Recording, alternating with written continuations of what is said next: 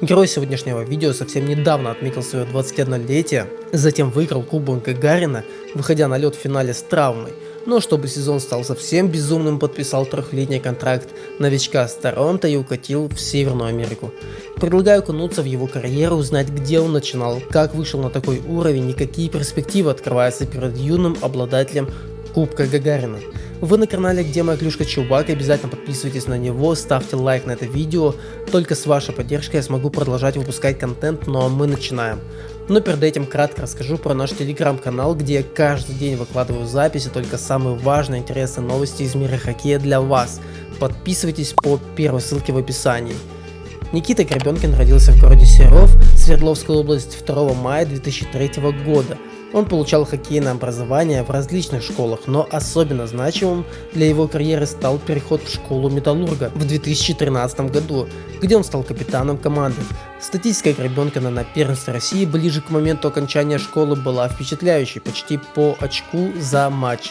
Его дебют за Стальных Лисов в МХЛ произошел 16 сентября 2020 года, когда ему было всего 17 лет, и он сразу же забил первую шайбу в своем третьем матче.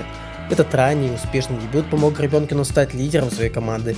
Впоследствии Стальные Лисы заняли первое место на Востоке, а сам Гребенкин стал одним из лучших бомбардиров команды. Важно отметить, что он уделял внимание не только атаке, но и обороне, стремясь приносить пользу команде в обеих фазах игры. Хотя плей-офф для Лисов не оказалось таким успешным, как ожидалось, Гребенкин показал выдающиеся игровые качества.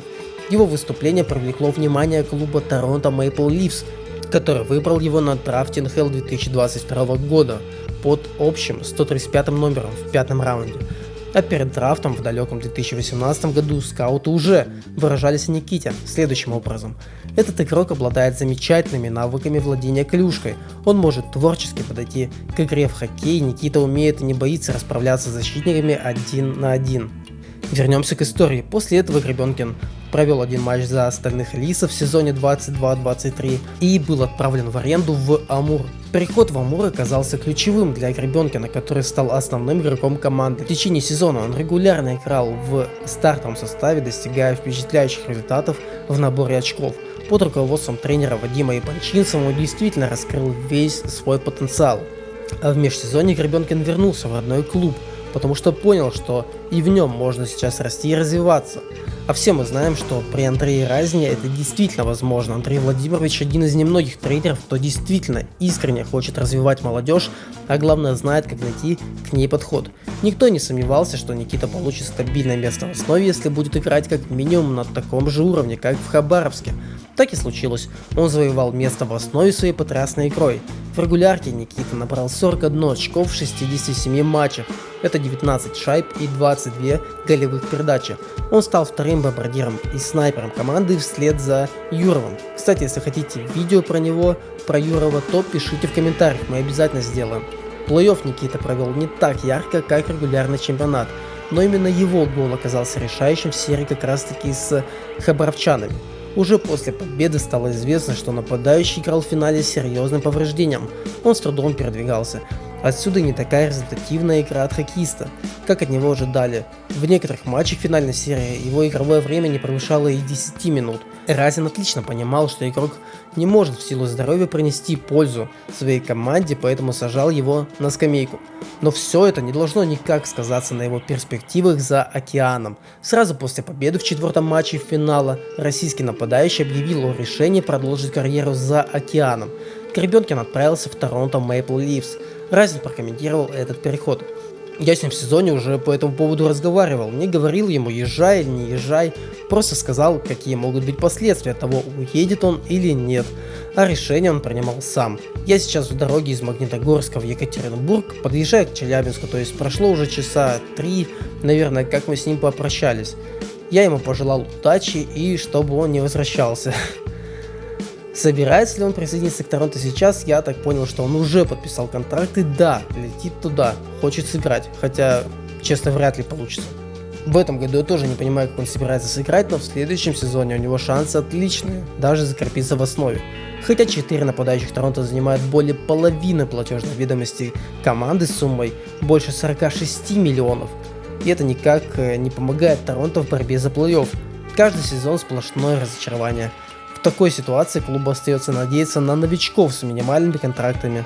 Гребенкин уже подписал контракт на 3 года, и, как я понимаю, 1 год по истечению этого сезона сгорает моментально. Если я не прав, то поправьте в комментариях. Плюсом для Никиты в борьбе за основу является то, что контракты 5 нападающих истекают этим летом, что означает освобождение мест в обойме.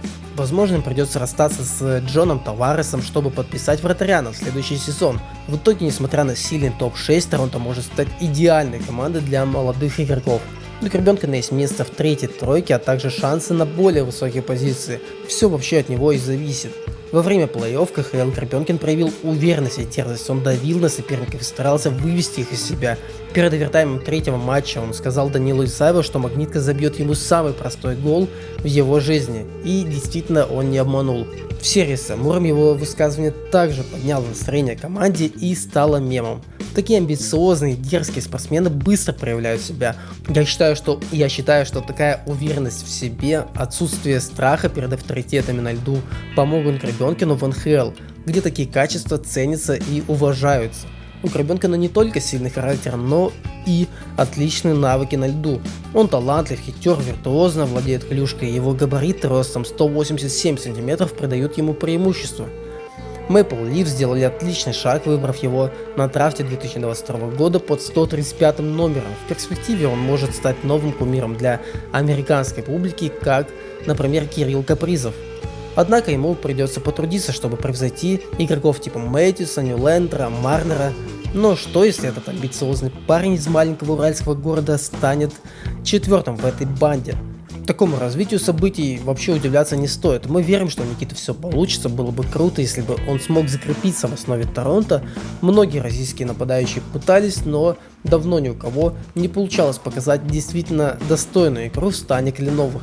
Пожалуйста, пишите ваше мнение в комментариях, поставьте лайк на это видео, если оно вызвало у вас хоть какие-то эмоции. И не забудьте подписаться на канал в Телеграме, ссылка в описании. Спасибо за просмотр и всем больше хоккея. Но это их выбор, и я не могу на них их осуждать. Ну хотя осуждаю.